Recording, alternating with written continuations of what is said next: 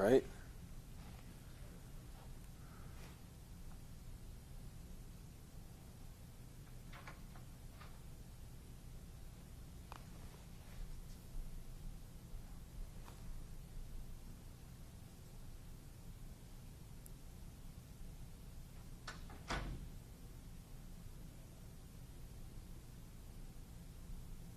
Try not to make any noise that loud during Pritzker.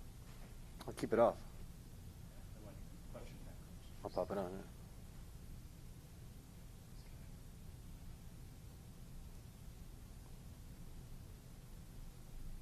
Is it off right now?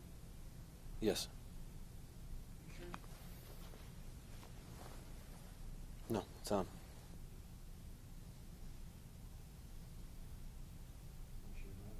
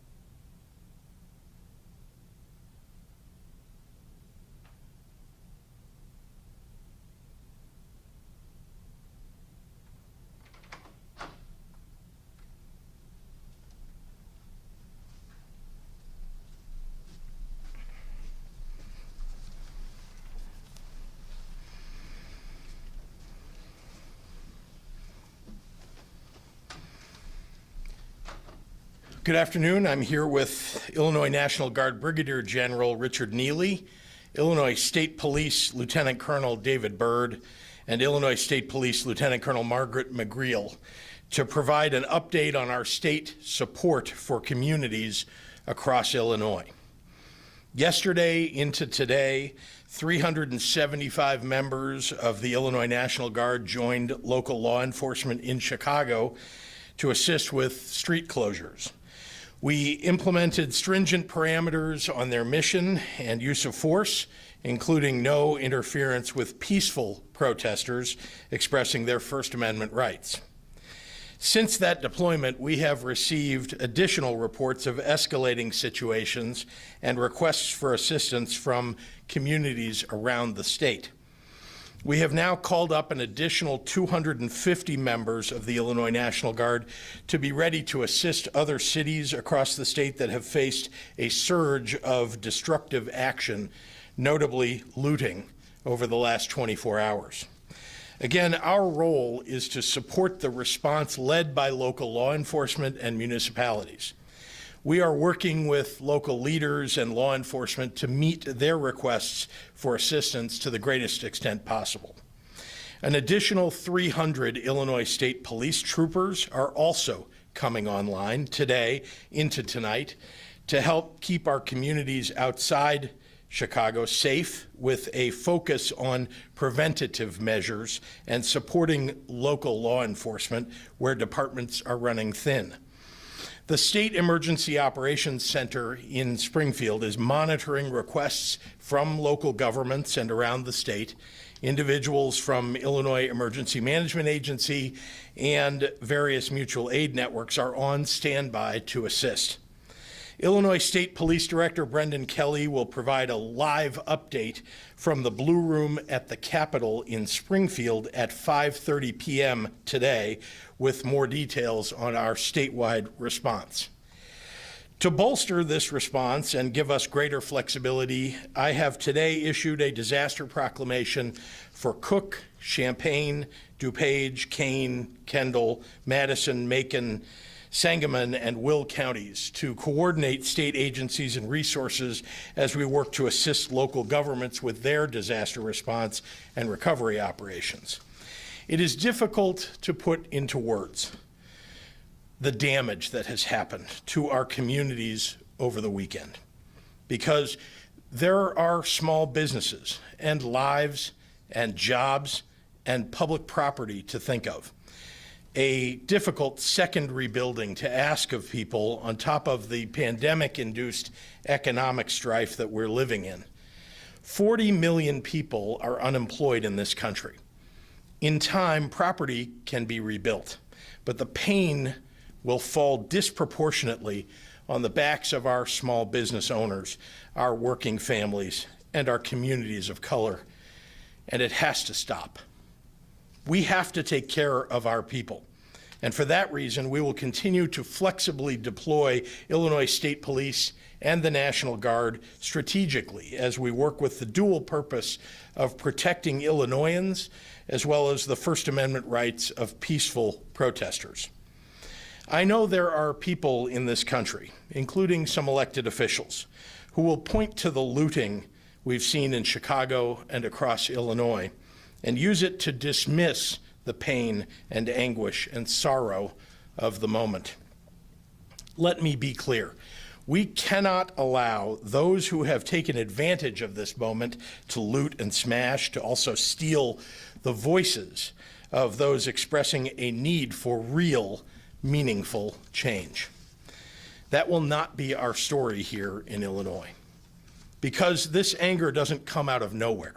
It's born of decades and centuries of systemic racism and injustice. The White House might fan the flames, but the fear that of what happened to George Floyd could happen to you or to your son or daughter is woven deeply into the fabric of what it means to be Black in America. And that's what all of us have to recognize. That's where our work begins. And with that, I'd like to turn it over to Brigadier General Richard Neely for some remarks. General. Thank you, Governor. Good afternoon. It is a somber day as the National Guard gets called forward again for additional support. As I've spoken with the Governor many times, this is the mission that we as the National Guard is most distasteful, is where we have to come in and support law enforcement, ensuring the security of our communities and our state. But that is our call. When the state asks for us, we come forward. And yesterday, we had 375. Between yesterday and today, we had 375 guardsmen of the 33rd MP Battalion report to Chicago to support both Illinois State Police and Chicago City Police Department by the request of the mayor and the governor to provide that cordon around the city to downtown area, again supporting those peaceful protesters and ensuring control of the downtown area. As I stated yesterday, each time the National Guard's called forward, these guardsmen step out of their civilian lives. They get a call, as they did yesterday at 5 in the morning, telling them to report. They pack a bag, they tell their families goodbye, and they put their uniform on and they lace their boots up really tight, knowing that they're leaving for a period of time to respond across the state, much like they have during the COVID-19 response. And today we are in the process of calling up another 250 National Guardsmen from the 178th Infantry Battalion, portions of the 2130 Infantry Battalion, portions of the 2 of the 122 Field Artillery, and from our 3 air wings in Peoria, Scott, and Springfield, security forces teams from those areas to augment, again, local law enforcement throughout the state.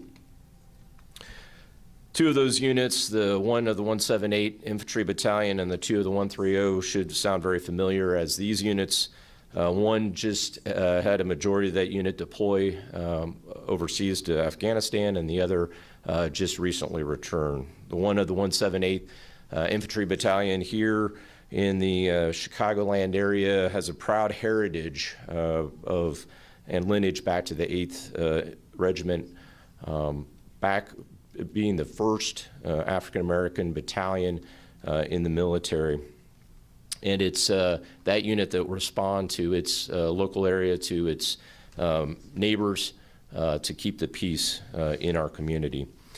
Again, we'll continue to support local law enforcement. Illinois State Police will continue to plan along with each of the emergency managers across the state and the local communities and mayors to support a response to this civil disturbance that's currently ongoing.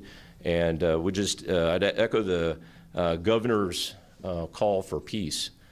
Peace across our state as each of our communities continue to try to rebuild from COVID-19 and now are dealing with this particular situation. So with that, I'll be followed by Lieutenant Colonel Byrd with the State Police. Thank you.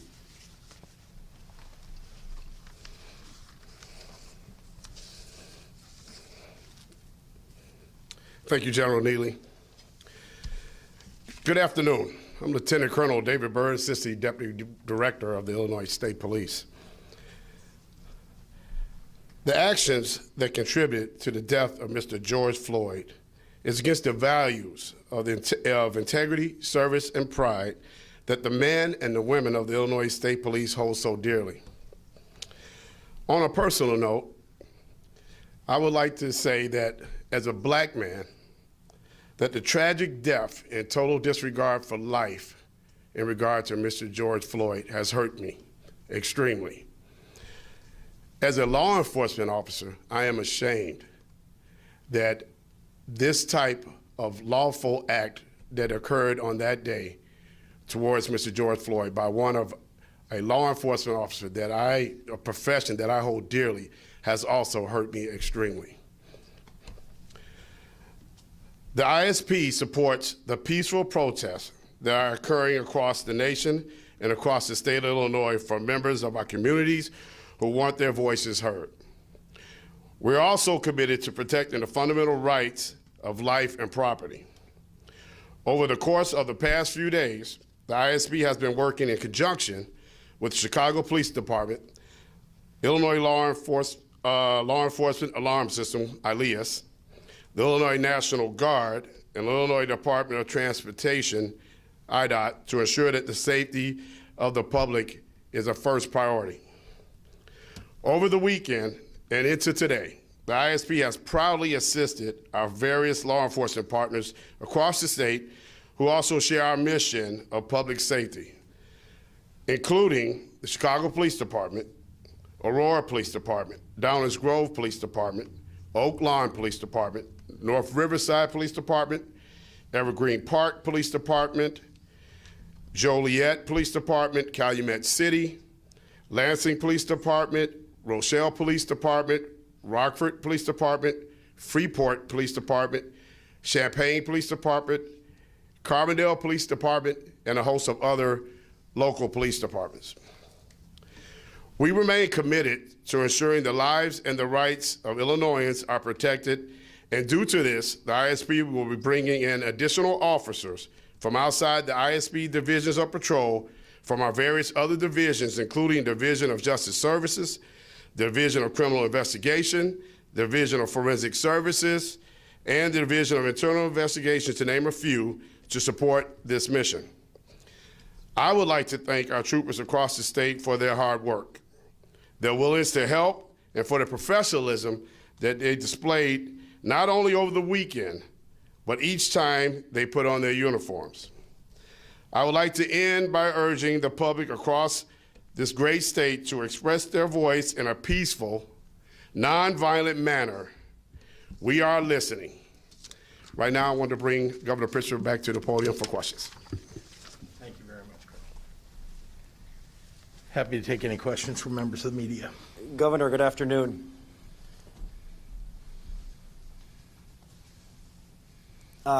This morning, President Trump got on a conference call with governors. He had choice words, calling governors weak, saying that they need to be much tougher, that states are being overridden, and you're making yourself look like fools. Much has been made this morning that he said to governors that you have to dominate. First of all, what was your takeaway from that conversation, and what was your interpretation of when the president said you have to dominate? Well, you heard my reaction. The truth is that the president has fanned the flames instead of bringing peace and calm. It is usually the job of the president to stand up in these circumstances and try to bring down the temperature. That's not what this president does. And so I felt, after many minutes on that call, I think we were on that call for 40 minutes hearing him express what I found to be inflammatory rhetoric. And then I heard other governors get on and not call it out. And so I spoke out and felt that was my obligation. I wish that the president would hold his words. I wish he would, if he can't say something that is going to help us across the nation to bring the temperature down, then he shouldn't say anything at all. Yesterday, you approved the National Guard in Chicago in a limited role, as you have discussed. What is it going to take? You've seen the images of looting, not only in the city, but in neighborhoods around Chicago. What is it going to take for the National Guard's role to be enhanced? Well, as you see, we are enhancing it. We respond, though, to local law enforcement, to local municipalities. We were asked to play a limited role yesterday and did so at the request of the city of Chicago. I think it's an appropriate request, by the way. I think the city of Chicago, has a significant police force. And much of it was out last night doing their job, even though I know that there was a lot of looting. The fact is that the National Guard doesn't have the job and doesn't regularly train to be a frontline police officer doing law enforcement in municipalities. We have military police who are trained to be military police. Some of them are police officers in their home counties or home cities across Illinois, but many of them are not. And so I think they were providing a support function. They'll continue to do that more, as you heard me talk about today. We'll have more of them out all across, wherever the municipalities have requested and where we can. But the important thing to know is that between the state police, which are going to have 200 plus troopers out there, almost 300. Add that on top of the 375 that we already had from the National Guard, plus 250 more that have been called up. It's a pretty significant force. And this next question comes from Charlie Meyerson at ChicagoPublicSquare.com. If you had any hope President Trump would take your advice, what's the number one thing you'd suggest he do to address the unrest and violence across the country? Well, I think he should speak to the pain that's being experienced by people all across the country, African Americans, people of color, who have been subject to situations like we've seen. Unfortunately, the George Floyd situation was not a unique one. And so I'd like to hear a president stand up and talk to that situation, and also bring clergy together, ask clergy to step up. I would do that. I am doing that. I really think it is time to call for calm around not just the city of Chicago, the entire state of Illinois, and the entire country. That is, in part, the job of a president. This one hasn't done it. This next question comes from Kelly Bauer with Block Club. You announced today that you are readying 250 guardsmen. Are you, Mayor Lori Lightfoot, considering sending additional guardsmen beyond that 250 if needed? Will their work change so they're not just managing the perimeter and downtown? Well, it's their job to support local law enforcement, so we'll continue to do that and do it wherever they are asked to do it. And again, we have resources that we're bringing to bear. You've heard, when you add up everything that we're bringing forward, it's approaching 1,000 personnel from state police and from National Guard, and we'll do what's necessary here to help. First of all, to allow the peaceful protesters to do the kind of protest that's appropriate, and then to catch the bad guys. And has the state closed down any of its COVID-19 testing facilities in response to protests and separate looting and having to call the National Guard to focus their attention on the issues at hand? Yes, it's one of the unfortunate consequences of what's happened is we can't have guardsmen out there unprotected providing the testing while, we can't have police out there protecting the guardsmen who are out there trying to protect the public. I mean, it's impossible at the moment. So temporarily, the Guard, which has done an unbelievably great job, let me just be clear, we would not have the kind of testing numbers that we have across the state if the Guard wasn't manning these posts. But unfortunately, this situation has forced us to shut down some of those temporarily. Do you have a number on how many have been shut down as a result? I don't, but I could provide that to you. My press secretary will do that. Greg Bishop from thecentersquare.com. What advice would you have for small business owners who are seeing images of looting and rioting? How can you assure them that the state is doing everything that it can to protect private property? Well, we are and will do everything that we can to protect private property. That's you see here some of the bravest individuals, representing the bravest individuals in the state, and they are out there protecting private property, public property, and lives. So we'll continue to deploy as needed. These things have popped up overnight. Unexpectedly in some other areas outside of the city of Chicago, and then outside of even the center of the city of Chicago. And so we're being responsive as municipalities have asked us to step in. But it's not our job to go in and take over for local law enforcement. Our job is to go help them deliver their mission locally. Some have questioned, though, after seeing images yesterday on the south, on the west side, that where at times there were stretches where there was no presence of local law enforcement, and are calling into question, is everything being done possible? Well, again, local law enforcement have strategies. The city of Chicago and the Chicago Police Department, as you know, managing the NATO protests and other protests historically, has the capability to manage this. They're the ones who set the mission here. But I must say that our Illinois State Police, which really was responding on an emergency basis to situations around the state, brought down the temperature in places. They managed to, dispel disperse the people who were, in Aurora, that were surrounding a police department in Aurora, police headquarters. And so, we're doing as we are asked by local law enforcement, and the Chicago PD has this capability. Tony Arnold with WBEZ. Not counting the Bulls championship, the Illinois National Guard hasn't been utilized for civil unrest within the United States since the Kent State shooting and the protest of the Vietnam War. Given the gravity of that time, what does the significance of this movement mean to you as you prepare to deploy the Guard under these current circumstances? Well, we live in some extraordinary and difficult moments now. During my lifetime, I have not seen this. I was very young in 1968.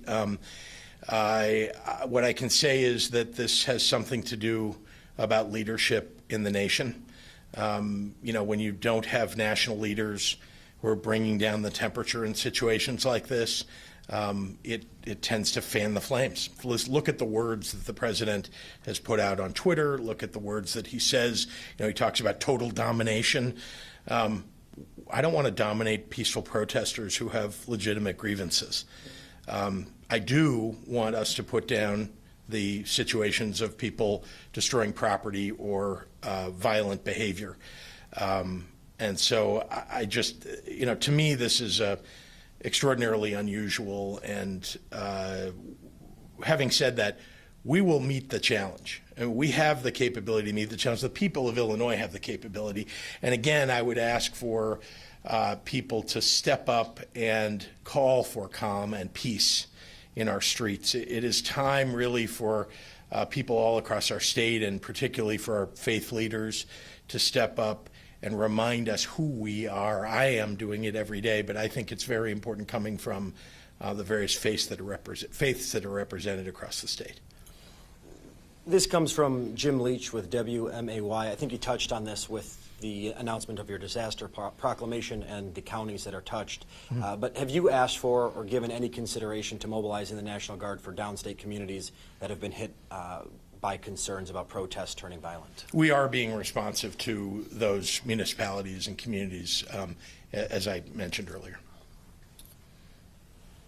Charlie, we'll do one more with you, and then I've got a few online.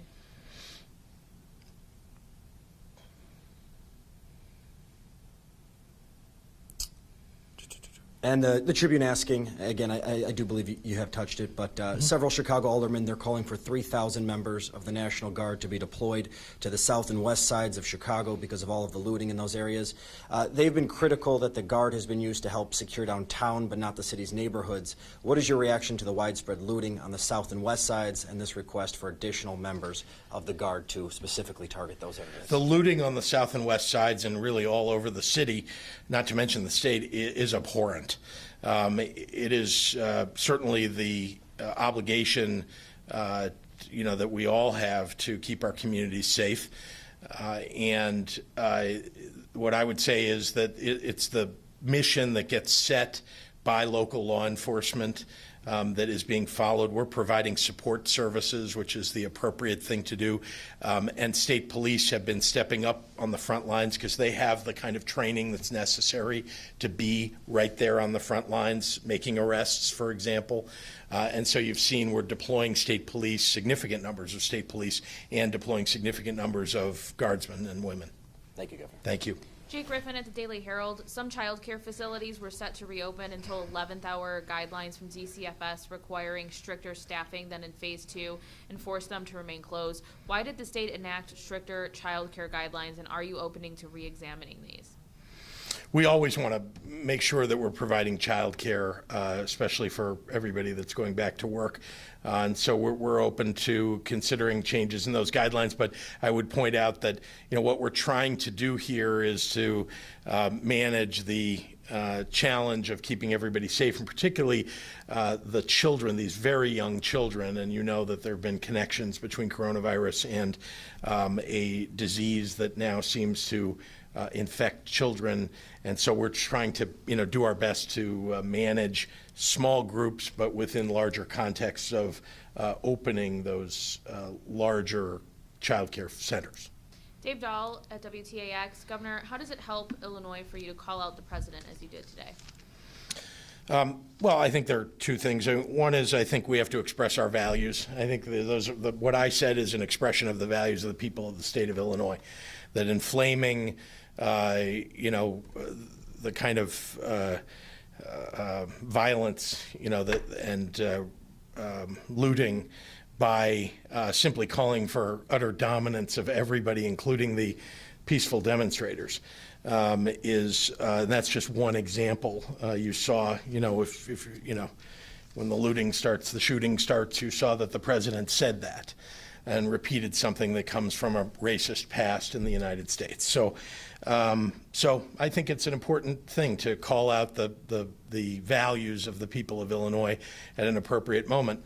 And, it helps the state of Illinois because I think people should know what we stand for. I mean, we're great people. The state of Illinois has produced some amazing presidents of the United States because of the values that we all share.